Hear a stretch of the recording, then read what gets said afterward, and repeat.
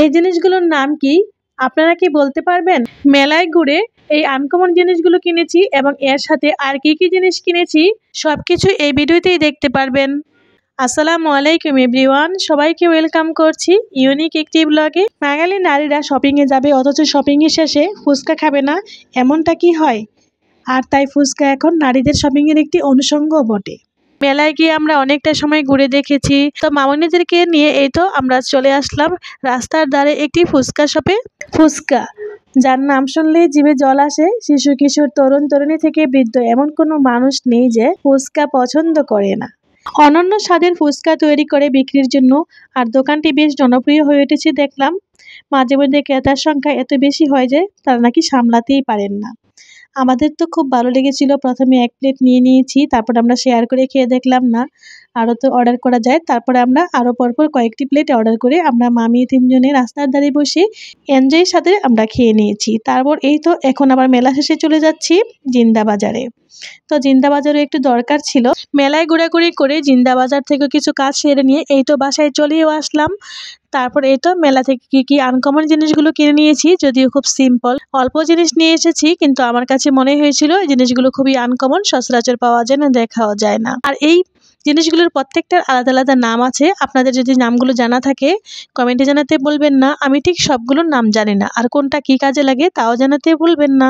যদিও এই জিনিসগুলো শোপিস কোনো কাজে ব্যবহার করা হবে না, তবে আমার মনে হয় গ্রামীণ ঐতিহ্যের এই অংশবিশেষগুলো আমাদের রাখা উচিত, আমাদের সন্তানদের জানানো উচিত, তাদেরকে জানানো উচিত এই জিনিসগুলো দিয়ে কী কাজ করা হয়, কোনটি কী কাজ করা হয়, তাই না? তারপর এই তো মাটির জিনিসপত্র নিয়ে এসেছিল আমার দুই মামনি পছন্দ করে। মাটির জিনিসগুলো সম্ভবত প্রদীপদানি। তারপরে এই তো টোট ব্যাগ নিয়ে এসেছিল দুই মামনি দুটি পছন্দ করে। ব্যাগ দুটি কেমন হয়েছে জানাতে বলবেন না। আমার কাছে তো খুব ভালো লেগেছিল, রিজনেবল প্রাইজও পাওয়া গিয়েছিল। ব্যাগ দুটি দেখে অনেকটা সময় নিয়ে আমার মামনিরা পছন্দ করে নিয়ে এসেছিল। কালার এবং ফুলের ডিজাইনও পছন্দ করতে হবে, একটি পারফেক্ট কালার আর একটি ব্ল্যাক কালার। তারপর এই তো বেতের একটি ডালা নিয়ে এসেছি, ফলের ঝুড়ি। যাই বলুন না কেন আমার কাছে এটি সরাসরি দেখতে বেশি ইউনিক লেগেছিল। তো এখন থেকে ফল টল কিনে নিয়ে আসলে এটাতে রাখা হবে ইনশাল্লাহ। বাঁশের তৈরি এই জিনিসগুলো সম্ভবত মাছ ধরার কাজে ব্যবহার করা হয়। আমাদের ঐতিহ্যবাহী সংস্কৃতি বিশ্বের অন্য জাতি থেকে করেছে আলাদা বৈশিষ্ট্যমণ্ডিত, তবে এখন আর খুব একটা দৃশ্যমান নয় বাংলা ও বাঙালি জাতির সংস্কৃতির ওই ঐতিহ্যগুলো। আর হ্যাঁ, মেলা থেকে দুটি ব্যাম্বো স্টিকও নিয়ে এসেছিলাম।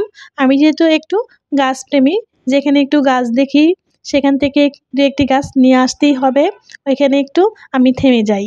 আধুনিকতার স্পর্শ আর সভ্যতার ক্রমবিকাশে হাজার হাজার লালিত বাংলার প্রতিটি ক্ষেত্র আজ বদলে যাচ্ছে, তাই আমাদের বর্তমান প্রজন্মকে এই দৃশ্যটি জানানো খুবই দরকার। আর ব্যাম্বো স্টিকগুলো ঘরে লাগানোর পরে কেমন লেগেছে জানাবেন। আরেকটি আমি এই পাত্রটিও কিনে নিয়ে এসেছিলাম, একটি গ্লাসও কিনে নিয়ে এসেছিলাম। টুকটাক জানিয়ে এসেছি, সব মিলিয়ে কেমন হয়েছে জানাতে বলবেন না। আজকের এই ছোট্ট ভিডিওটি এই পর্যন্তই। আবারও কথা হবে সুন্দর একটি ভিডিওতে। ততক্ষণ সবাই ভালো থাকবেন, সুস্থ থাকবেন, পরিবারের সাথে থাকবেন, পরিবারের ছোট এবং বয়স্কদের প্রতি খেয়াল রাখবেন। আর হ্যাঁ, ভিডিওটি আপনি পৃথিবীর কোন প্রান্ত থেকে দেখছেন এটি জানাতে পারেন, এতে করে আমি আপনাকে ধন্যবাদ জানাতে পারবো। আল্লাহ হাফেজ।